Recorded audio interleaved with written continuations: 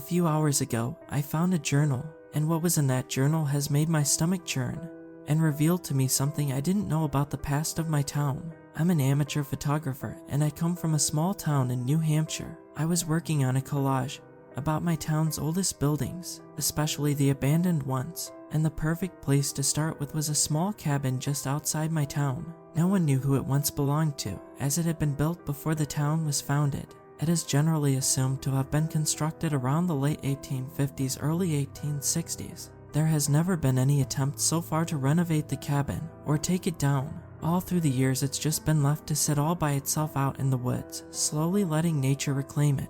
It's not really talked about much in town. Well, there is the odd ghost story here and there. Earlier this morning, I went to the cabin to take some pictures for my collage. It was a nice morning in late spring. The sun was searing away in the sky, and the clouds were sparse and thin. A perfect day to go about my work. The cabin was a half-hour drive outside of town. When I arrived, I parked just on the side of the road and stepped off into the woods. The cabin was fairly close to the road and pretty easy to find, as it sat in a clearing atop a small hill. It was small and compact, typical of the time period. 1 story tall and composed of planks made from either cedar or pine. 2 windows, long broken, on the front, and wooden door smeared with moss and lichen. A cobblestone chimney loomed on the side, no longer vomiting out thick black plumes of smoke like it once did. I stepped up to the door, opened it a couple inches, and then peered inside. I was now staring at what was once the living room, only now bare, save for a rotting wooden table and a single, rickety chair in front of the cold fireplace that hadn't felt the touch of fire for a century or so. I stepped into the living room and shut the door. The aroma of dust and staleness and earth slowly slithered up my nostrils. I kind of liked it. It smelled so old and natural. There was a door on the left wall. I approached and opened it. 2 rotting bed frames sat within. I took a couple pictures of the bedroom, and then I went back into the living room and took some pictures of the table and the chair and couple of the chimney from different angles. Then I went outside and took some photos of the front of the cabin, and then I went around the back and, much to my surprise, found the door to a cellar. The handle had long rotted off, so I opened it fully and found myself staring down some stone steps, and pure darkness sat at the end of the final step. I reached into my jacket and pulled out my flashlight and turned it on and then descended the steps. Once I reached the final step, I watched the basement in silver light. The walls were made of stone, and so was the floor, littered with grime and dirt and small bones of mice and other miniature animals. The only denizen of the place was a half-decayed barrel. I quickly got an idea to move the barrel into the center of the basement to make the photograph a bit more cinematic. I grabbed the barrel and moved it away from the wall, but as soon as I did, a loose brick fell onto the floor and a small book slid halfway out of the hole. My eyes widened, and then my heart began to race. I carefully took hold of the book and slowly removed it from the hole. I wiped away all the dust and found that a name had been carved into the leather. This name was Henry R. Schwess. I gasped. This had to be the guy who owned this cabin, and this was more than likely his journal. I was ecstatic. I'd finally cracked the mystery of this cabin. I decided to postpone my collage project for now and focus on the journal. I left the basement and then walked back to my car. Once inside my car, I opened up the journal. The paper had held up pretty good to the test of time, with only some yellowing and dark splotches to display its age. The writing was pretty clear and not too difficult to read. I eagerly began to skim the lines, desperate to know of what this man had written. September 22nd, 1862. To whomever has stumbled upon this little book, my name is Henry R. Schwess. This cabin belonged to my friend, Renard Hulse. He built it about 4 weeks ago because this area of the valley is plentiful with game, and he wanted to stake a claim on it before anyone else did. He hasn't told anyone but me and Earl about this cabin. Not even his wife knows about it. Me, personally, I didn't like the feel of this place. There was just something queer about it, like the trees watch you, or shadows move between the bushes out the corner of your eye. Now that's to be expected if there's natives roaming about, but as far as I can tell, there ain't no natives here. Tribes like the Abenakians and Penacooks migrated to Vermont and Canada a long time ago. The ones that stayed mostly live like us and follow our ways, but turns out they weren't the only ones living here. I'll get to them shortly. Renard invited me to come along with him and his cousin, Earl for a weekend hunting expedition. I didn't like Earl, and as I said before, the place gave me the willies, but, well, Renard was my best friend, and you have to be loyal to your friends. That's just the way it is. Earl was also a complete prick to Renard, and Renard just never tried to stand up to him, so I thought it'd be best if I went along just to keep Earl in his place. Renard had also been stressing over his brother being in the war, so maybe coming out here could help us all unwind a little bit and escape from all this stuff going on. Earl wanted to enlist, but he was rejected because he was so far below able-bodied as humanly possible. I highly doubt he even cared about the war effort. He just wanted to enlist so he could have something to brag about, to make himself feel superior. That's what drove him the most, I think. Just always saw everyone else as below him. Renard and I scraped together enough money to get substitutes. Yeah, I know it's frowned upon, but, well, we had families and we just, well, couldn't really bear the thought of having to look into their eyes when our own eyes had seen hell up close and personal. We set off on horseback to the cabin on Friday and got settled in. Earl was being his typical obnoxious, loud-mouthed, impious self, but he was the kind of man who talked big, but didn't have the will to back it up. I got him to shut up pretty quickly. We spent Friday getting everything set up, unloading our gear, and cleaning the cabin up for our stay. After that was done, we sat around the fire and ate some of our rations, but I think some of my jerky was tainted because my stomach ended up feeling like it had simmering coals inside of it, and my head felt like it had been kicked by a big horse. I went outside and just unloaded everything onto the cold, hard ground. Then I went back inside, and Earl was giving me this vile smirk. The big guy had tampered with my rations. I'd have kicked his teeth out, but I was just too unsteady, so I just went to bed and planned on getting him back in the morning. I woke up around dawn, but I still didn't feel right. I could hear Renard and Earl getting ready to go out hunting, and Earl was yapping on about some girl he'd supposedly bedded a few days ago. A story that I highly doubted, because no woman, no matter how low her standards were, would be able to tolerate some sloppy, greasy skin, splinter-toothed man-hog like him on top of them. My head started to wobble then, and a blanket of darkness fell across my vision, and I felt the pillow push up against my skull. Hours later, I was awoken by the door slamming open, and Earl's hissing voice. He sounded mad and panicky. I glanced out the window and saw the sun just about ready to fall beneath the horizon. Earl was ranting about something, but I was still disoriented, so I couldn't really make all of it out. However, the one sentence that I did manage to hear, loud and clear, was Earl telling Renard not to tell me something. So those are the first 4 pages done. The writing in the last 5 was rougher and looser. Spurred by the commotion, I pushed myself out of bed and left the bedroom. Renard was sitting at the table, and Earl was nowhere in sight. I then noticed that Renard had a black eye and a busted lip. Earl had beaten the hell out of him. I asked him what had happened, but he refused to speak. God, he just looked cold with anxiety and horror. The look he had on his face really reminded me of the look my pa would get sometimes when he wasn't out of it on whiskey or gin. He'd been in the Little Turtle War, saw some gruesome stuff, but never spoke a word of it to me or my ma. Not even when I was a man. Still wouldn't say a single shred of what happened, of what he saw, or of what he did. Let me say that he was another reason that made me shy away from the war effort going on right now. I didn't want to end up like him, didn't want my family to see me that way, broken and angry, scared, unable to look at the world anymore without covering my eyes with a veil of the bottle. I heard the back door swing open. I then saw Earl lumber into the living room, and once his eyes fell upon me, his hateful snarl turned into a look that really conveyed that he'd just pissed his drawers. My grogginess dissipated and was replaced by rage, and I charged at him and slammed him into the wall. I demanded to know what he told Renard to not tell me about. He just blabbered and swore at me, so I punched him across the face, kneed him in his festering beer belly, and then threw him to the floor.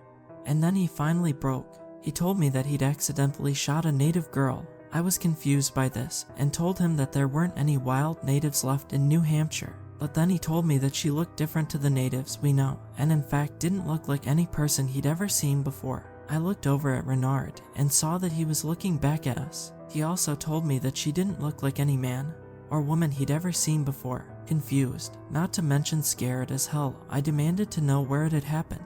Earl told me it was down by the creek a couple steps away from the hill the cabin is on. He'd shot her 5 times and then bullied Renard into helping him bury her beside the creek bank.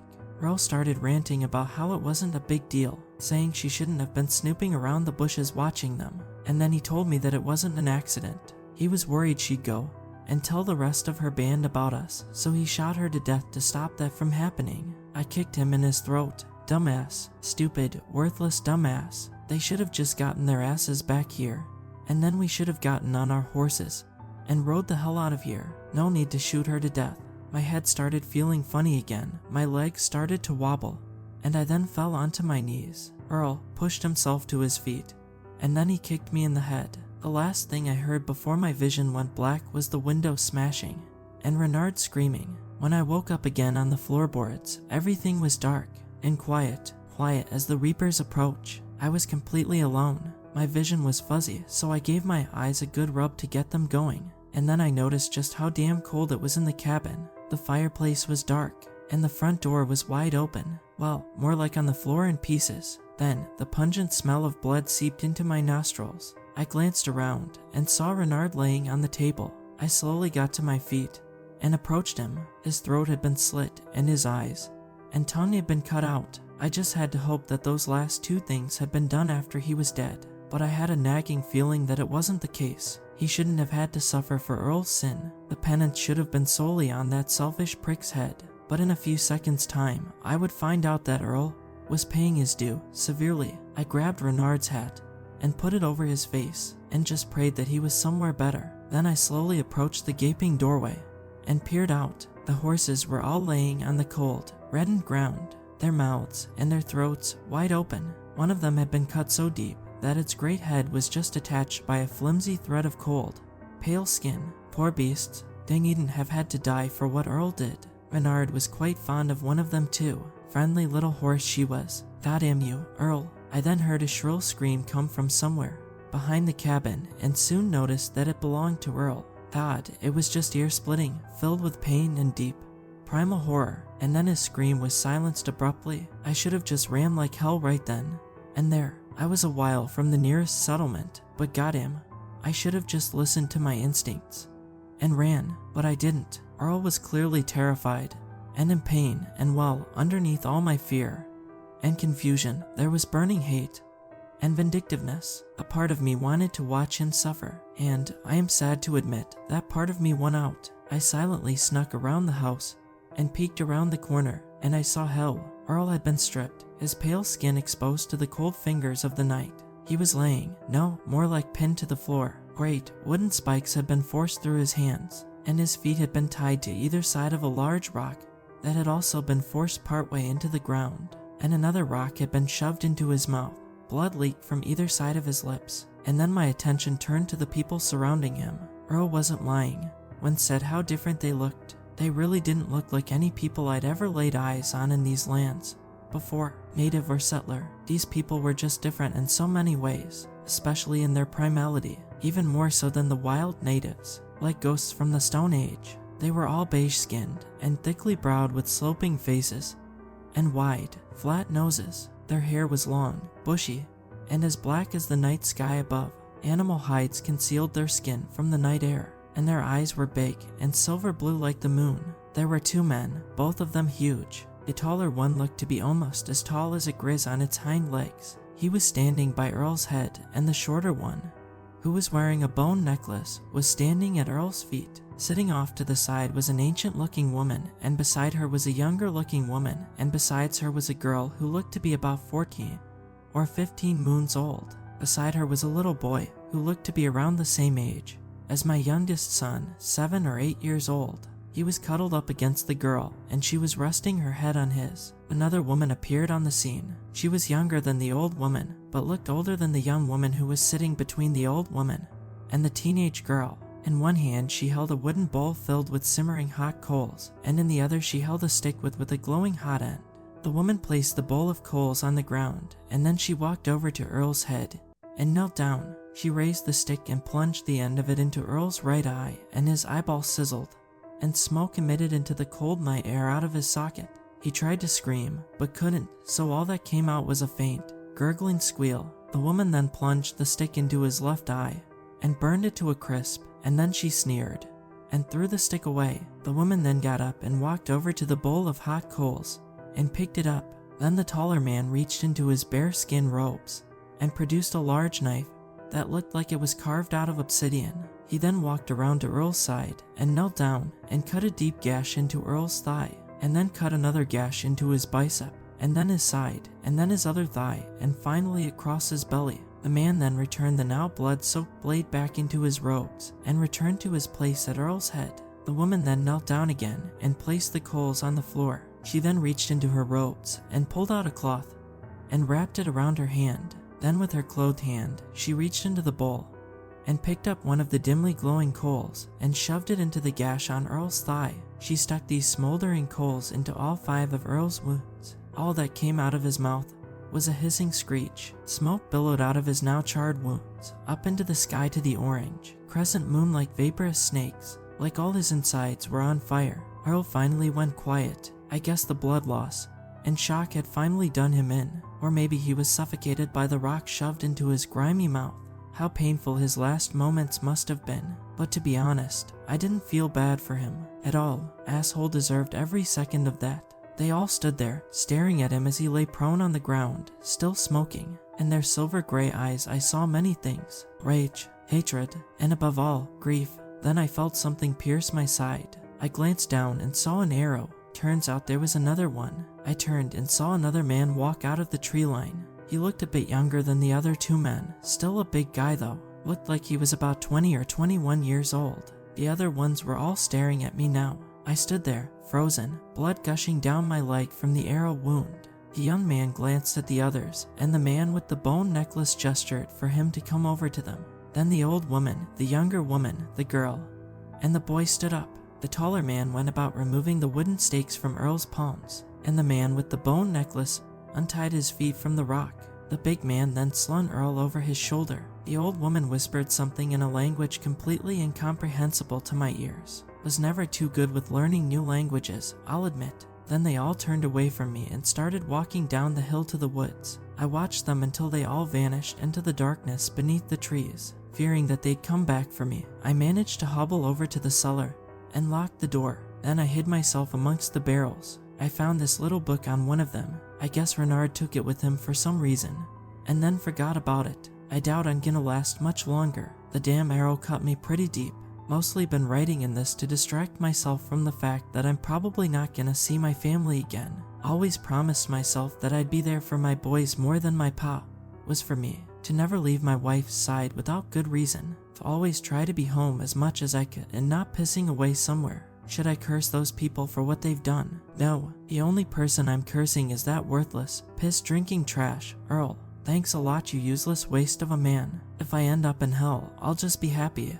This can be to know you're down there with me, and I get to watch you screaming for eternity. Those people were vicious, but can't say I blame them for what they've done. They don't think like us after all. They have a different way of doing things, and grief is a powerful thing to feel after all, especially when a loved one's life's been taken by someone so callously. It's not like they were bothering us before Earl just went Earl and did something stupid and cruel. Renard should have just been more careful when he was scoping out some new hunting grounds. If I'm not still here when you find this little book, please tell my family of what became of me. If they aren't around anymore, and this book gets found like hundreds of years later, just try to find my descendants and tell them instead. I just hope there's still gravestones and that there's enough room for my own. I closed the journal and let it fall on my lap. My skin was clammy and as pale as milk, my mouth dry, my eyes unblinking. I slowly processed everything that I'd read, all that gruesome horror and all that sadness. When I got home, I put Henry's journal on the coffee table and just went upstairs and laid on my bed. Doubt I'll be getting any sleep tonight after that nightmarish writing I just read. Just who are those people? And are they still around or have they vanished into history? Either way, I need to show this journal to everyone, and then hopefully Henry's descendants might finally be able to know about what happened to him. And I hope Earl's having a swell time down in hell right now.